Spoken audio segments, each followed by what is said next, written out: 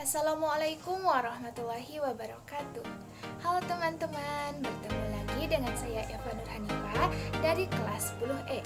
Kali ini saya akan membahas tentang tugas biologi saya, yaitu mengenai pengolahan limbah plastik melalui kreativitas untuk meningkatkan kepedulian dalam menjaga ekosistem. Oke, mari kita langsung saja pada tugasnya. Saksikan terus ya. Yang pertama yaitu latar belakang. Kehidupan manusia tidak bisa dipisahkan dari lingkungannya, baik lingkungan alam maupun lingkungan sosial. Kita memerlukan sumber daya alam dari lingkungan untuk memenuhi kebutuhan sandang, pangan, papan, semuanya memerlukan lingkungan.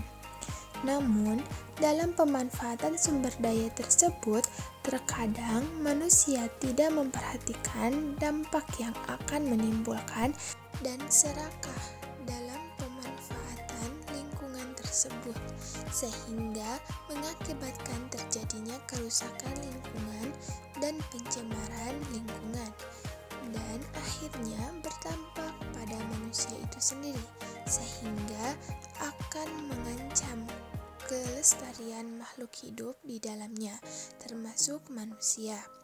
Dengan adanya kejadian tersebut, timbullah pemikiran manusia untuk melestarikan lingkungan tempat tinggalnya demi kelangsungan hidup generasi berikutnya. Sehubungan dengan peristiwa tersebut, maka pencemaran lingkungan akan menjadi topik dalam pembahasan kali ini. Di lingkungan rumah saya terdapat sungai yang memiliki banyak sampah. Padahal dulu di sungai ini airnya itu sangat jernih dan tanpa adanya sampah plastik.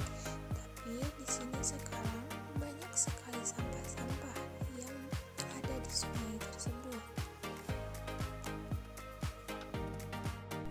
Dalam pembahasan kali ini, apa sih solusi yang tepat untuk mengurangi pembuangan sampah plastik di sungai?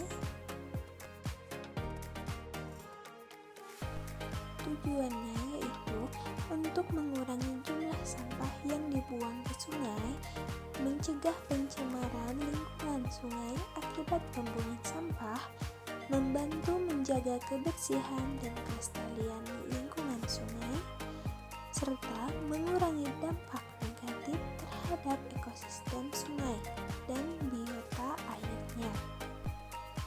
Sebelum langsung kepada solusi, kita harus ketahui dulu apa itu sampah.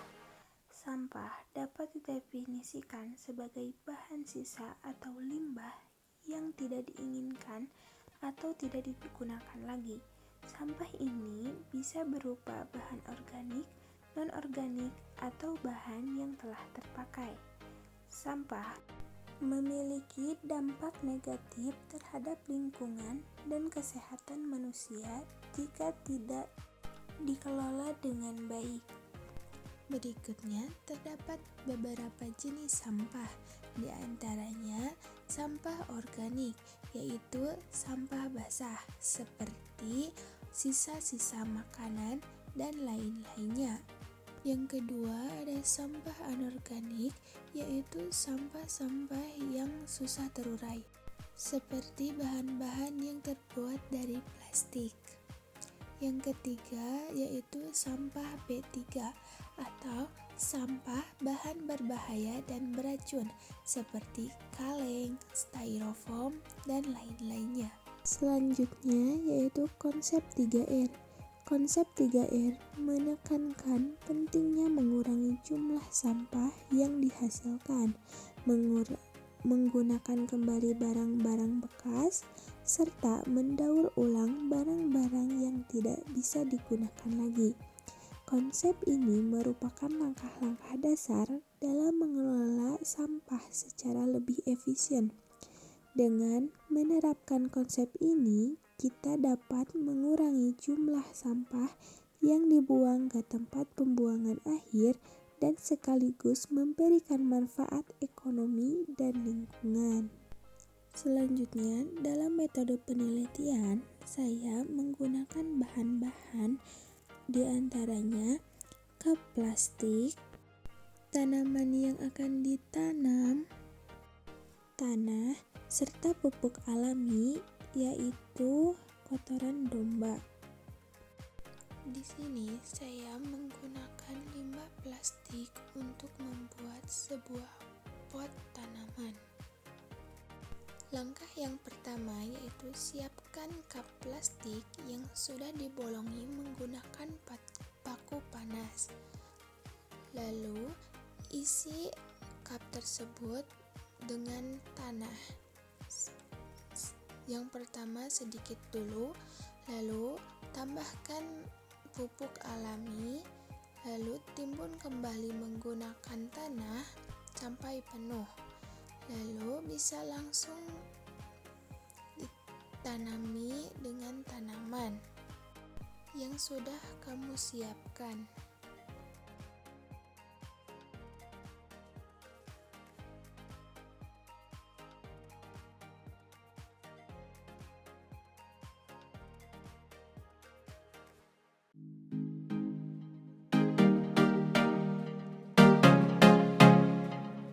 Hasil dari penelitian ini yaitu dengan mendaur ulang plastik menjadi sebuah pot, kita dapat mengurangi jumlah sampah plastik yang dibuang dan menghasilkan produk yang lebih ramah lingkungan.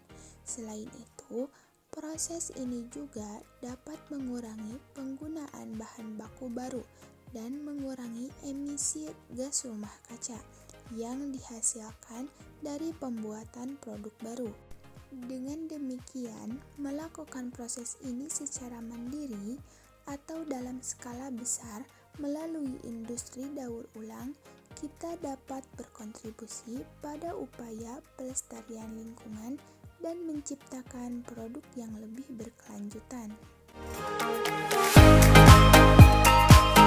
Oke, mungkin itu saja pembahasan yang dapat saya sampaikan. Semoga bisa menjadi contoh juga inspirasi bagi kita semua. Mungkin video kali ini dicukupkan. Sampai jumpa di video-video selanjutnya. Wassalamualaikum warahmatullahi wabarakatuh.